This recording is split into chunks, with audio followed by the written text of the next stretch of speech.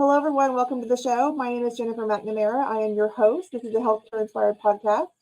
And I'm going to be, of course, inviting my special friend on, Maya Turner. Welcome to the show, Maya. Hello, everybody again. Hello. Hi. So nice to have you back with us. And we have a great show today. I think I'm really excited to talk about principal care management. Yeah, I work with specialists, and I know you do too. So I get a lot of these questions. They're always looking for ways to enhance not only patient care, but to improve their revenue streams and what's out there, right, for these yeah, specialists. We've seen a lot with primary care over the years, and of course, with the induction of G2211, right, this new code for yes, 24, people are yes, talking about it and trying to figure out, okay, what can I bill? Am I allowed to bill this? In what situations can I report these codes? But I don't want you to forget about the other options that you have in various ways, right? So we have these different code sets, and we hear these acronyms, right? CCM, TCM, PCM, all these things, right? So we're yes, trying to figure out, okay, well, what do these things mean? Who can use them? What are the rules, right? yes. Yeah, there's a lot of rules out there. And I think a lot of times when we're dealing with these special things that Medicare does, it's always thought that this is always for primary care services or internal med and those types of things. But it's really not. It's really designed for people who are specialists who are involved with the patient's care and want to really stay abreast of that. And our organization has been especially a part of that for quite some time. I actually had a conversation about it this morning, and there's just a lot of misconceptions about how it can be used and the parameters of which it should be used. So this is going to be a really good topic to discuss because I think a lot of people who are involved with specialty care offices really can understand that it's for everybody. It's not just for one person. Right, exactly. And I always love to tell people, you have, of course, the Medicare, the Centers for Medicare and Medicaid Services, CMS.gov, but you also have Medicare.gov website, right? So Yes. this is the one that you'll find your patients going to, or at least if they're aware of it, they can get information about covered services, what they might expect during a certain service, right? So I always like to go to Medicare.gov just to kind of see how they approach explaining Right. certain things right to the patient, right? How they would interpret it.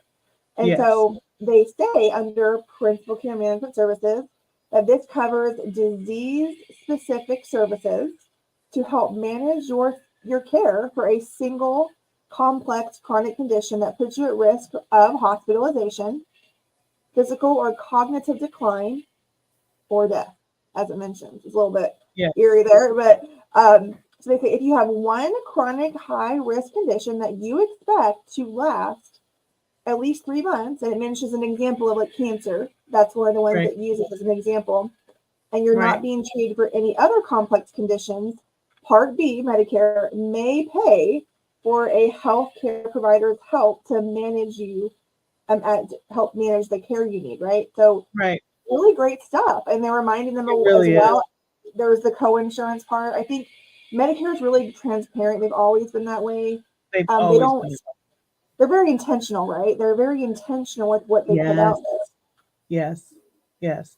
And it's really interesting because principal care management, chronic care management, transitional care management all have the one word in common: management. And when you think about hospitalization, post hospitalization, pre, post, and all of that, you have all of these stages, right, that are related to the care that is associated with these types of conditions. So if a person is post hospitalization and they go into transitional care management where the physician is managing that patient, and then it's teed off that they need these types of services, it really creates a broader picture and a dotted line across all chronic conditions that need to be managed for these patients. So it really does make a difference. And I think the goal for Medicare is to keep patients out of the hospital. How do you keep them out of the hospital? By managing them, right? And making sure that they're okay and that they have their meds. And if there's a sign that needs to be addressed, why don't you come into the office? And this is Mhm. not based upon face-to-face care. This is care that is done outside of the office under general supervision.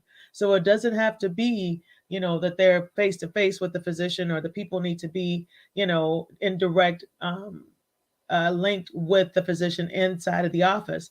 These are phone calls. They have organizations that specialize in this specifically. Um, but again, I think there's a lot of miscommunications about how and why these services are so important. And Medicare is all about preventive care. Mm-hmm. Medicare is all about transparency with providing preventive Mm-hmm. care services and paying for them. So when we think about all of these different things and how we really could create a streamlined process, I just don't think that it's understood, the type of services that are available and how providers, specialty, primary care, special service lines can take advantage of this. And it is really unfortunate. And it really, and they did reports that it is underutilized. It's it's Oh it's yes. it's completely unutilized, and it just needs to get out there, and it's people like us that can get these things out there to say, okay, how can I manage these patients? How can I keep them out of the hospital? How can I, can I, and you want to be able to service your patients in the best way possible, and these are just ways that you can get paid for doing so when you're not Exactly. seeing them as a level of service. Yep. Exactly. So, like you said, it's preventative. It makes sense for an insurance company, obviously, to provide these benefits because ultimately, yes, if a patient is healthier, they're going to need less services, right?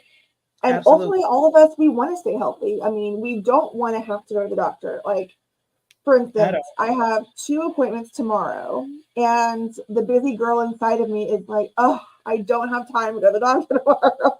Like, it's Friday, but I have so much going on, and it's like I have my eye And it's appointment in Good the Friday. morning. Who wants to be at the doctor on Good Friday? I know, right? And so I have like my eye appointment, then I have my preventative women visit, and I'm like, oh, but it's just like one of those things that you need to do it, and it's important, and we should not put things off. Yeah. But I think that it's important that we take care of these things. It's all part, and both my visits are preventative visits in a sense, right? I'm getting my eyes Yeah. checked, and I'm getting, my body looked at to make sure that I'm healthy, right? And I don't have Right. any current problems with myself, but Right. I'm taking that proactive approach as a patient Absolutely.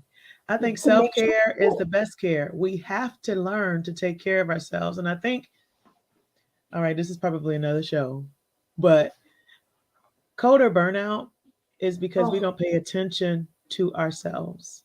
it's true. Self care and self management for ourselves, to learn to breathe, to learn to walk around regardless of what's going on, and be able to realize, okay, I need to do this. Keisha Wilson just posted something regarding colonoscopies. Yeah. But again, when you get a certain age, you're at risk, and it's Hmm. self care. And I even go into this, and then I'll get off my soapbox because you know how I am, Jen. I think I do. part of the issues is that we as women, we as coders, we are nurturers. We're Hmm. not putting ourselves in a position to be nurtured. We always want to be the nurturer. And we don't think that if we fail to nurture or take care of ourselves, we become less of a nurturer because we're addressing the ailments that have manufactured or manifested because we Hmm. haven't learned to take care of ourselves. That's very important. And we don't, and we should, and we need to make it a priority and teach ourselves how to do that. 100%. And I will say, spoiler alert, the healthcare inspired newsletter that will be dropping on the 5th of April is going to be highlighting what April is Stress Awareness Month. Is it And really? yes, I always remember April and May because I always do something special in my newsletters or my podcast. And so April will be on stress awareness. So we will have an episode kind of geared towards that. And our newsletter will have an article that I will be writing to kind of advise on that. But from the aspect, very specific aspect of those in the business of medicine, because we in the business of medicine, we have very high stress positions, No, whether we feel like it or not. we don't. People are Mm-mm, counting girl. on us to make decisions that we shouldn't be making. And putting pressure on us to get things done, the end of the month, to get the charges out. I remember those days, and it was so stressful as a coder and a biller to think my job was on the line because I couldn't produce the amount of data, or I couldn't abstract the amount of data that they were needed me to. And I had maybe a bad week, and so then I was more stressed out, right? Absolutely. Yeah. We think about those things. So I'll be Yeah. writing a really pointed article to help coders and billers and those, even administrators, right? Those who are getting pressure from above as well, to perform. Yeah. I agree. And Yeah. it's getting worse because we have these buyouts of these organizations, and the people that are buying these organizations out don't understand healthcare. They're just business people. It's all No. about the money, the dollar, right? And so they don't Yeah. always understand the Yeah. pieces that go together to get revenue in the door. And so we have to constantly do pushback and say, hey, this is how it has to happen for it to come in efficiently. We can't rush the process in many No. cases. No. We're at the mercy of the insurance company. No matter how many charges you get out in a day, it doesn't mean that it's going to get paid. Or that you can keep it. Right. Right. If it went out right the first time. And I think part of the struggle in being in compliance, understanding coding compliance, regulatory compliance, is we have a tendency to want to get things done right. And people in operations, right? People in operations, they tend to want to get the stuff done. And there's a difference between getting stuff done and getting stuff done right. And 100%. we have to say, hey, wait a minute, you can't bill G2211 with modifier 25, even if it's a preventive service. You cannot do it because the work RVUs associated with that, Medicare is already accounted for. And so, from a compliance perspective, from a coding perspective, and just we're the balancers. And if we have to create an opportunity and an environment where people can understand the balance between operations and compliance. And so our position is to say, this is a great idea. Perhaps we should, and maybe there needs to be, and then, if you start off with that language instead of saying, no, you can't, or this is wrong, then people are going to be less likely to listen to you. So you have to be the voice of reason and the voice of rationale when, you're trying to introduce these types of things that are, that could compromise payment or keeping payment. Right. And, I've had conversations on here before about how to talk to a physician. I just got a call from a physician earlier today that I'll be working with in the plastic surgery arena. I'm helping him he actually was just wanting assistance and advice. He wants an advisory service to where he can ask questions about modifiers. He's like, I'm pretty good at coding. And I was like, oh, I'm sure you are. And so I said, I'm here to help any way I can. And he asked me, so if you tell me something, do I have the final say?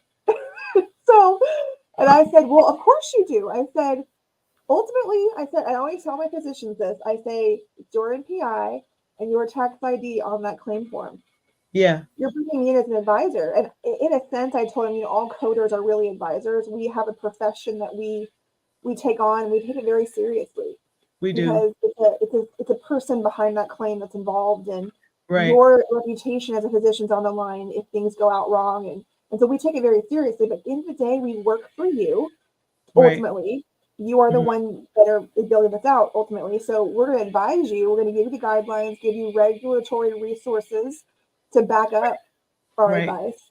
But at the end of the day, you do have to make the final decision. I think that coders need to remember that. Yeah. That it's at the end of the day, they make the final decision. And if you are in the hospital system or you have an employed physician, there may be some differences there, of course. But for a physician-owned practice, they're the owner. They own the practice. They make the decisions, and they're responsible for that. And I so 1000% agree. And I think at the end of the day, it really is all about choice, right? You can choose to, and then you could reap the consequences, But I think part of the dilemma is, does a doctor sacrifice doing it right or getting it done? And those are things that, as coders, as coding compliance, I mean, and all coders have a choice to say something, because a lot of times you don't have the environment to even ask or even voice something, because some practices, some organizations don't allow you to voice an opinion. Um, if you're not asked, it's like, don't ask, don't tell kind of thing. And do you really want that? Or do you want the integrity of your work because you work for that practice that you've advised and you've become successful? And that's the Mhm. end of the day, is to make sure that there is success in the integrity of payment and not a question of whether you could keep it. Yeah. Exactly. And if you can stand behind what you have put out there into the world, then that's important. That's an important feeling to have, because you know you've done everything you can to stay compliant and accurate, and you can stand behind that. Whether or not the insurance company agrees with you, you have integrity as a person, and you have put that integrity into your work, and you follow the rules. Whether or not they're following their own rules is another story. But as long Yeah. as you can stand behind it, then you can feel good about it. Now, when it comes to these codes that we're talking about today, it's a matter of understanding the guidelines. They were put out Absolutely. for a reason, but it doesn't mean Yeah. that we can just bill them like Right. anything. You have to Right. understand their intent. So I'm going to read just kind of like a baseline, and this is just coming from the actual CPT manual, coming Right. from the actual, like, what you should keep in mind, right? So it's for a single high risk disease, because we're talking about principal care management here, PCM, one complex chronic condition. And again, we remember, in many cases, of course, the AMA, CPT, they look at chronic conditions that they're going, in this case, they say it's expected to last at least 3 months. And it could, of course, in the chronic condition phase, chronic conditions in themselves do last longer, and then obviously 12 up months. until a Yeah. patient's death, right? That's how they interpret it. Um, but it places them, like I mentioned, in significant risk of hospitalization. It mentions acute exacerbation, decompensation, where they're going to get worse. They're going to have a functional decline, or it mentions death, as I mentioned previously. Same wording that was used on the Medicare.gov website. But here's where it comes in, where they have to put the work in. We have to have a condition that requires development, monitoring, or revision of the disease-specific care plan. So guess what we have to have? A care plan established. That doesn't happen as a new patient right Right. away. I mean, it's the start of it, right? It's the start of the process. Um, but you're going to have frequent adjustments, it says, in the medication regimen, and or, I love that little phrase. I always call it out, and or, because that means something. You can have that, or the management of the condition that is unusually complex due to comorbidities. So we are really, really asking, we're begging our providers to tell us the story. Tell us what else is wrong with your patient. I worked in orthopedics for, well, most of my career, and general surgery, and all of the specialties that kind of come into that. They're offshoots, right? The plastics, you got podiatry, all these little things I've dealt with over the last 20 years. And many of them have their own unique chronic conditions, things that the Absolutely. patients deal with every day. But guess Yep. what? These patients also have other things besides that Yes. one condition. What do we call those? Comorbidities. They're good. Yes. So that's what that means. So if you're new to coding, you're not understanding that terminology. I like to call it out. Co meaning like at the same time, like together. So these things exist together, and guess what? It's affecting that other condition. Right. So if you Yes. have to manage a condition, why do you have to manage it? What else is wrong with the patient that's necessitating this management? They're on this medication. Why? We have to do surgery. Why? They have diabetes, hypertension, they smoke. Great. That tells us more that we need. Yes. It's really interesting because when I hear you speak of the definition, and I know you're going to be like, oh, Maya, why did you start this? But because you know me, don't those words in regards to principal care management parallel with a new code that was introduced 1/1 of 2024? It Huh? does. It very much It does. does. And guess what? They're both billable if you're managing them and you're seeing them on the same day, and it is a condition that you're managing that is complex. Hello, Yeah. G2211. And another spoiler alert, and of course it's not really a spoiler alert because I put it out there in the world Oh, recently. girl. But but I will be at the May Mania live in Knoxville, Tennessee. I'm really honored that they chose me as a speaker because I'm going to be speaking alongside some really great people, especially with a very well-known radiation oncologist in the Nashville, Tennessee area. And so I'm like, kind of like feeling a little bit like, oh my goodness, I'm going to be speaking in the same platform as another physician. And so it's, it's kind of overwhelming, but I'm excited to talk about G2211. And then they Uh-huh. also asked me to speak on principal care management. I told them I mostly deal with the specialist world, surgeons and those specialists. But I also want to talk about the differences of the others that oftentimes are considered for primary care physicians, which I don't touch in my consulting. I don't Yeah. really deal with that. I have people like Christine Hall and Terry Fletcher that I refer on through that. But but for the most part, I like to talk about the connection because you have questions. You know, I want to know. I want to use this and I want to use this. Can I? Let's Can look at the I? guidelines. Let's look at Can the payer rules. And Right. let's see what scenarios might present themselves Right. that would allow this to happen. So we'll be talking about that. So I think it's an important conversation to have. And the reason that we say this is remember, the guidelines also say, of course, it's time based, because it has to at least have 30 minutes for that first code for the physician. And then they have the codes for the non physician practitioners um, per calendar month. Mm-hmm. So you're going to demonstrate that you have put in place a program for your patient, right? For this information that you need to manage. So there's a lot of things out there that have been put out there.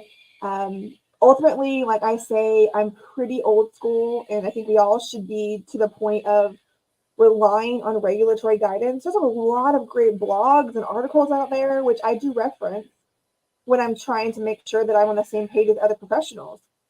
The way I'm thinking, it's about making sure that we're all kind of on the same page when we consult and we talk to physicians and we advise on things. But ultimately, everything you read out there should have a tie back or relate to the regulatory guidance. So if you're reading a blog or an article, just make sure you also reference the CMS policies, right? Hello. It's just important, right? So think about that. Now, it might be hard to find, and I struggled originally, like, where did they put this? But it's actually in the chronic care management booklet. So you Yes. aware that's where they put Yes. it because it is Yes. chronic care management. It's just different than CCM because it requires just one condition. If you Yes. compare the two, you have to have more than one condition for it to be chronic care management. If you scroll down in that document, you'll find, I think it's on page 10, where they actually give you the instructions and they highlight that in 21, so just a couple years ago, right? Or 3 years ago now, they added these 5 new codes. And so one of them is a additional 20 minutes for chronic care management services that is on top of the other. So it's very interesting Right. that these things occurred because we had these codes, right?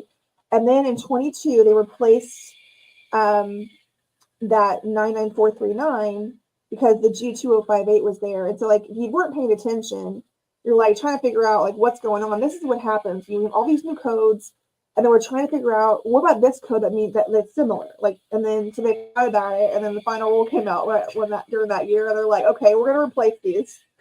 So keep up with us. Yes. Yeah. I mean, It's just a mess. no, I mean, and it's really interesting because principal care management and chronic care management, they're both are about managing the patient. Yeah, But the major differences between the chronic care and the principal care is that principal care is done by the physician themselves. And that requires, they both require consent, but the physician has to perform the service themselves, as mm-hmm. opposed to chronic care management, where there is a tee off between the ancillary staff who is working with that physician and they're working in tandem through general supervision. So there's a lot to uh, unpack, but it still has to be done the right way. You know, Exactly. you can't say that you've done principal care management and your staff did it. Well, that's not really principal care management. That's chronic care management. But you have to have a consent and you got to have a plan and you got to have what you're managing. You just can't say, Right. I'm going to manage something and I'm going to bill for principal care management or I'm going to bill for chronic care. Hello, there has to be a plan. Yeah, and And what does it says? the Hello. differences, right? You have to have of course, the difference in how many conditions. But remember, we have the 5 codes, right? So the first 2 are for your physician. It mentions there the physician or other qualified healthcare professional, and then they did give us 2.6 and 2.7, which it says the condition that would be relevant for clinical staff time directed by physician or other QHP per calendar Yep. month. So there's Yep. a direction there. And so Right. it's very important that that take place. And we understand the supervision and direction rules as well. So I'm not Right. here to talk about that today because that's another story. So if you want to sign up for the May Media to attend there in Knoxville, I think they may have virtual options. I'm not sure. You might check into that. If they're going to allow virtual attendees or not. Yeah. But I will be trying over this next year to transition some of my presentations to add a little bit in there because we're getting so many questions. So yes, I am speaking several times until the end of the year on YouTube 211 for the local AAPC chapters virtually and in person. So watch for that. I am actually thinking crazy. I love the Anchorage, Alaska chapter, and so they always. I think a couple years ago they asked me to speak for their annual event, and so I'm doing that again, coming up. And so watch for some of Are those you things. going But there? no, no, no. I wish. I would love to go to Alaska, but I'm going to be doing virtual. But Okay. it's cool that I get to travel virtually to all these places, and so I love that. But I am traveling in person, as many of you know, to HealthCon in Vegas, and I think I'll be seeing Miss Maya Turner there. And I will be traveling with my modifier boot camp as I'm on that side of the country. So many of you know that I've been posting. I'm going to be right there in Orange County, California, and that's going to be on April 20th, right? So I'm excited for that. And then I'm also going to be in Seattle the week after. So I'm saying my husband and I are driving up the coast, and we're gonna eventually make ourselves our way to Seattle. So we're really excited. And That's just going so to be everyone nice. knows, these are virtual as well, so you can attend virtually. The one on the 20th is actually virtual for the session, and then we have 20 spots for our private lunch that we're going to be doing at my favorite restaurant in Irvine, California. So it's going to be fun. I have 20 seats available for that intimate lunch for Q&A with me. And then everyone who wants to can join the 3-hour modifier boot camp and earn 3 CEUs. And we might be doing the same thing in Seattle. We're just trying to make sure that we can find the right venue for that lunch. And so stay tuned for those details. But we will be coming at you anyway, both days for a 3-hour boot camp. It's amazing. I love modifiers. And so thinking about like all that we have to do in healthcare, right? All that we have to do to manage revenue for a practice, to help them manage it. It's modifiers, it's the right procedure code, it's documentation, it's making sure that we understand the payer rule. It's a very complex role that we play. Yeah. So Yeah. And I think, I'm sorry, go ahead. no, go ahead. Now, I was just going to say, modifiers tell the additional story. And a lot of times, some modifiers say the same thing, Yeah, and you just have to be really careful about what you're trying to say and when it's appropriate and the payers that it's applied to. Um, One of yeah. the things that we used to always have debates about is the use of 80 and 81, and then the Mm-hmm. AS modifiers that are used when there are assistants at surgery and the requirements that's associated with that, and who you're billing. That those are who, yeah, those are big. And as someone that's in education and you get these types of things and then you get the rack audits or whatever the notifications and you get these types of things that are related to that, it just becomes really interesting to see what people have read, what their documentation reflects, and then what CMS says, and then the differences of what the payers require for that. Some of them follow CMS guidelines. Some of them really don't care. They just want to make sure that it's right. So, when you use that, it does create some granularity between the guidelines for the payers. Exactly. And you have to understand each specialty too. And so, Yeah. like when we think about applying modifiers, the D2211, we know we can't do it with 25. But we have to understand, like when we're using like something like principal care management for a specialist, like say for instance, orthopedic surgeon, there's all kinds of things out there. And for instance, the American Academy of Orthopedic Surgery had put out a patient pre-optimization quick coding guide. And this is a thing that I has been love around. AAOS. Yes, Yes. they're so great. And Yes. I think we sometimes forget that we have these specialty organizations that take Yes. great care to understand Yes. their organization, the physicians are part of their organization, what they do, what is unique about an orthopedic physician or surgeon, what do they specifically deal with? And so they actually had advised to how they could use principal care management services for pre-optimization for surgery, right? A lot of times these total joints, right? The reason they're having this procedure is because they have a chronic condition, and part of the Absolutely. management of that is surgery, right? Yep.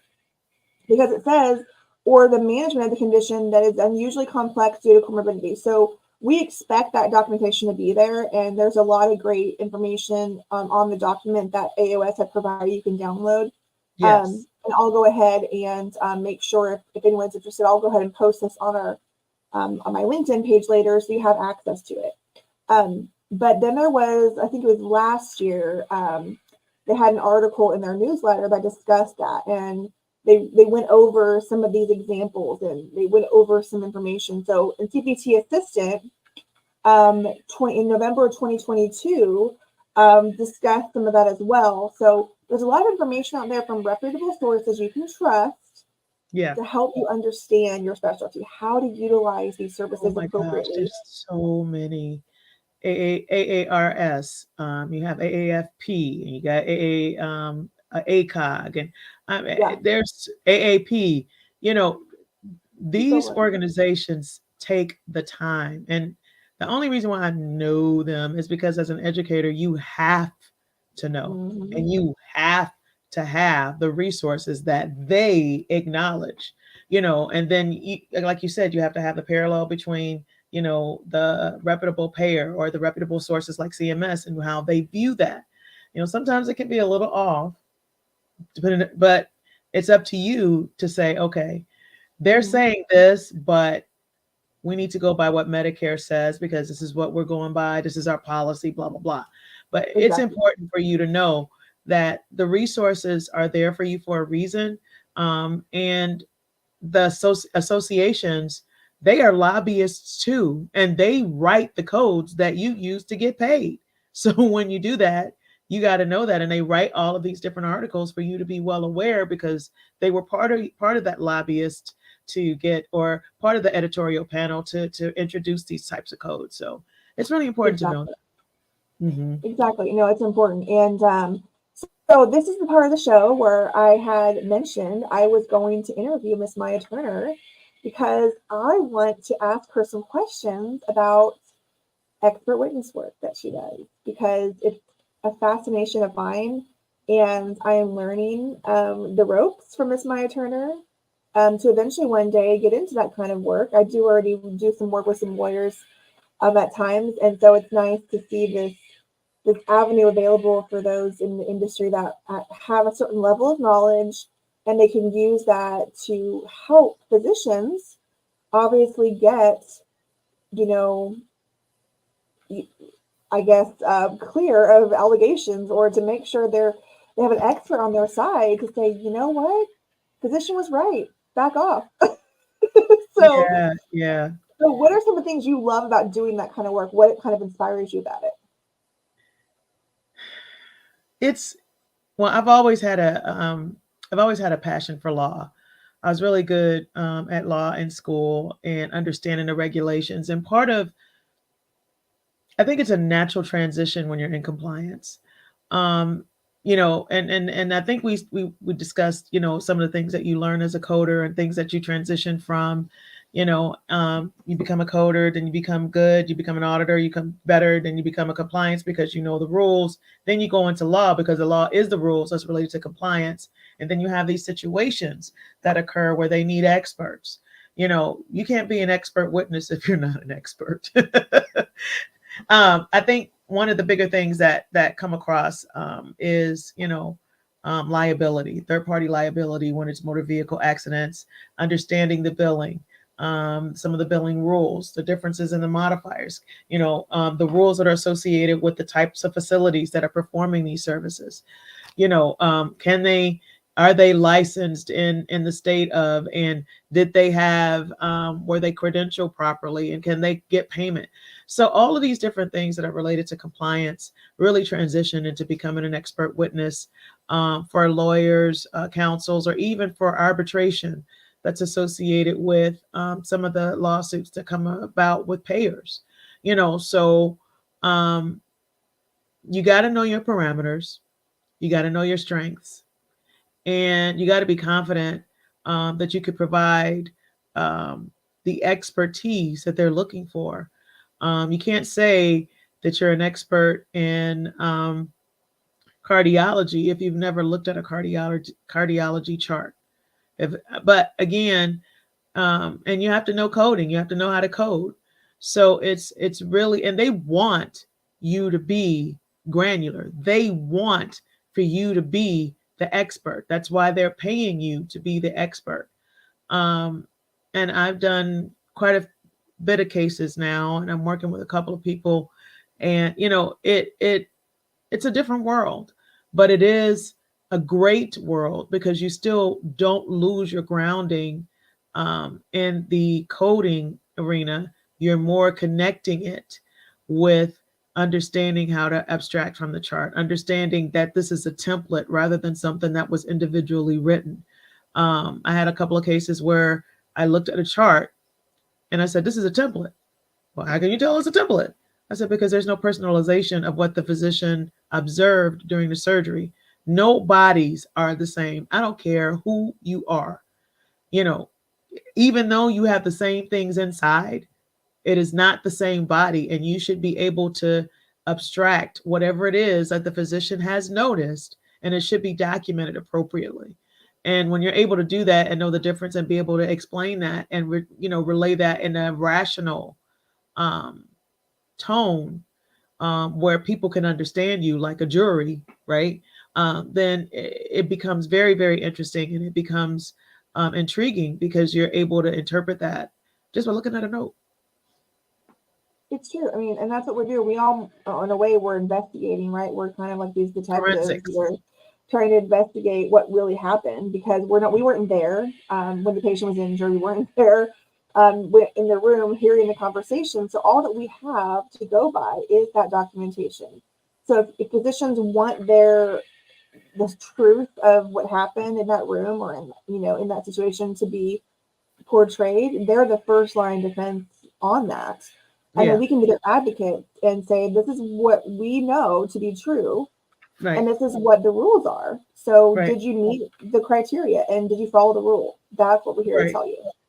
Yeah, and a lot of times, um, they are clueless. All they are, they just want to defend, and then they want to, they want you to say, "Can you?" or "Is this?"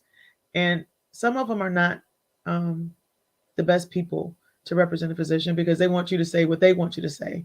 And being an expert is not about what they want you to say. Being an expert is what you know to be correct. Standing your ground and be able to relay that. And if they are not willing to listen or make that choice, like we spoke of earlier, then it becomes conflicted, so to speak. Exactly.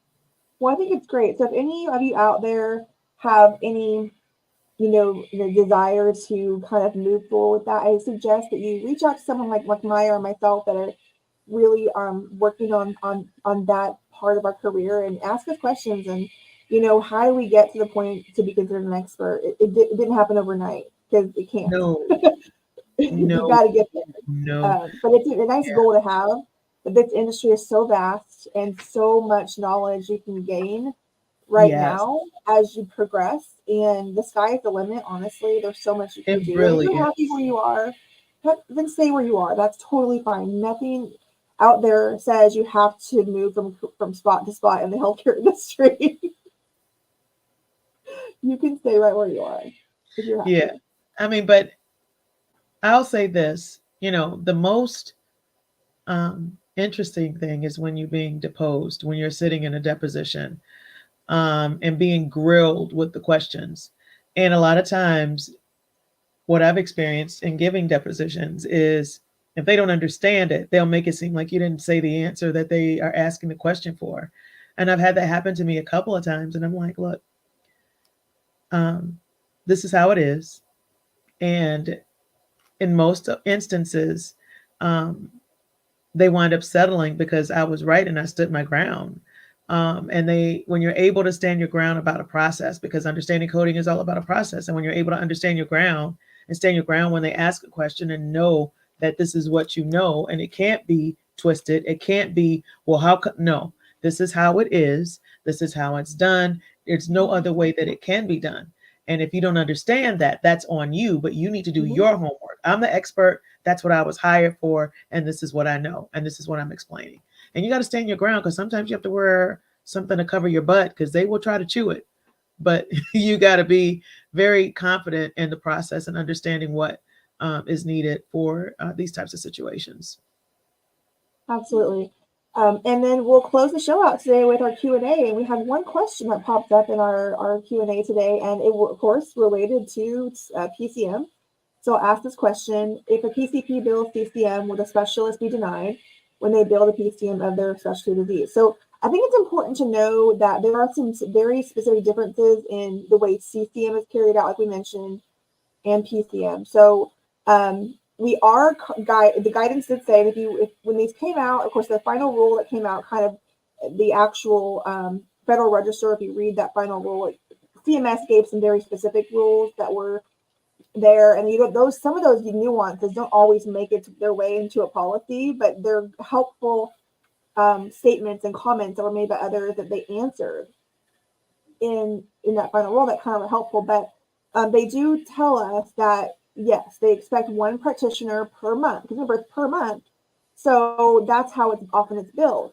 That would be indicated for that chronic condition. So you know, it's it's the identification of the fact that multiple specialists can bill this code. It's not that they can't, but it's specific to that condition, right? So you want to be careful about, obviously the diagnosis is going to have a big part in that, the condition, right? Because not every physician is going to be managing the same conditions. They're going to be Hence, managing different conditions. hence the same language related to G2211. So if you're not Mm-hmm. billing for the PCM, then you could bill for the G2211 because it's representing something that is related to complexity that is involved. So, yeah. Yes, and there's overlap sometimes, but they do Mhm. caution as well to be careful about when you're furnishing other types of care managements, right? Which is so. I mean, I can't go into all that in this Yeah, episode because we would be here for all day, right? We could do a whole right. conference on this stuff. But I caution you to really read through that document. I will post a link also in the comments so that those that want extra resources can go there. I'm all about sharing resources, so I Yes. encourage all of you out there to really read that care management document, that booklet from CMS, because it lays out everything there for you. It really gives that guidance that you need. And you can go to the specialty societies if you need guidance for your specialty. They talk often about specifics, right? So there Yeah. may be some condition or scenario that might pop up that only you know about or you would see, and that is helpful. Right. And there's a lot of articles. There's a bazillion articles about the usage, but I think the biggest thing is to make sure that they are viable sources. You want to make sure that you have a viable source, especially if you're planning on quoting or providing, education or something. You want to go by what matters the most to that physician, contingent upon their scope of practice, right? You don't want to be talking about primary care at in their specialty office and their what's the word I'm looking for? Primary care management, I should say, and they're not a specialist and they could build chronic care management. So there's different types of things that are Yeah. involved with those types of scenarios, or that's applicable for what they're trying to get reimbursed for.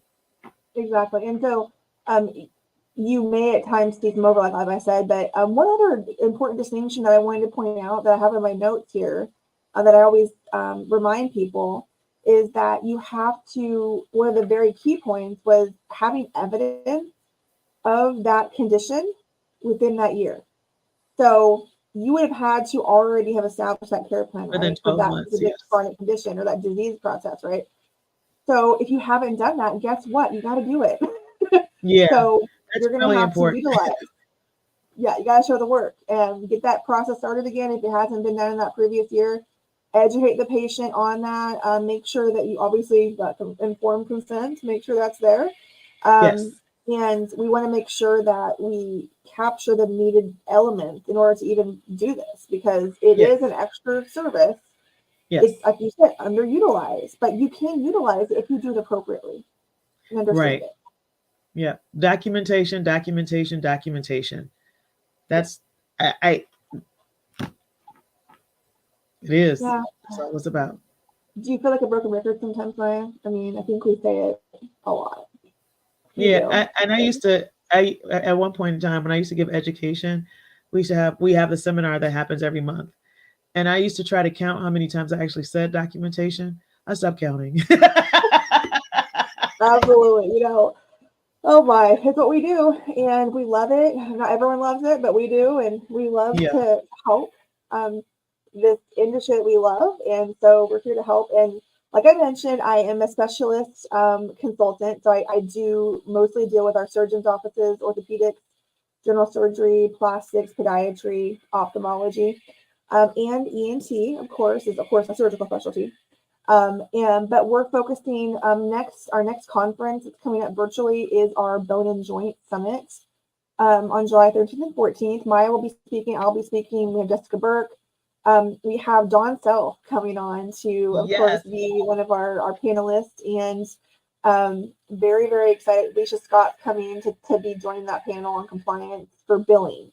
We're going to talk about billing compliance, ERISA, all the kind of stuff that we almost don't even know exists and we forget about. All the usuals. I will be discussing G2211 for orthopedics, when that would take place, some scenarios to keep in mind. We're going to talk about DME. We're going to talk about pain management. Oh, it's always on the list for the OIG, it seems like. It's The always DME, one of those things. Anytime drugs are involved, it's like, it's a thing. And so we want to make sure we look at that.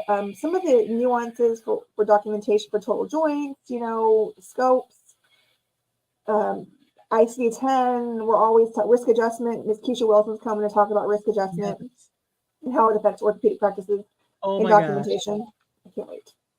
Yeah, it's going to be good. It's going to be really, really good.